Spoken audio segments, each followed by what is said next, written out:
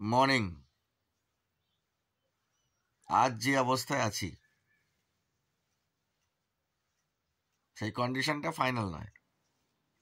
এটা কখন হবে? যদি যা বলছি আর যা অ্যাক্টিভিটি করছি, যা কাজ করছি, সেটার রেজাল্ট ভালো হয়। যদি রেজাল্ট ভালো না হয়, আজ যে কন্ডিশনে আছি তার থেকে খারাপ তো হতে পারে।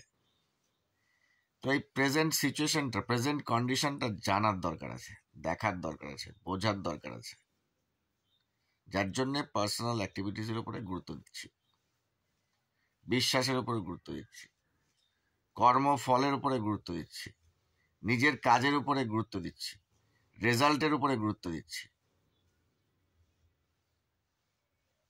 আর যে সময়ের যে কাজটা, যে বক্তব্যটা রাখার, সেটা রাখতেই হবে। বোঝানোর দরকার আছে, বোঝার দরকার আছে।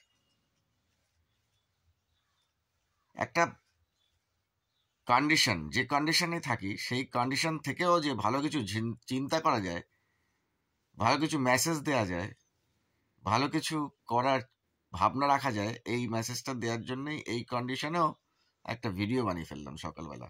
Have a nice day.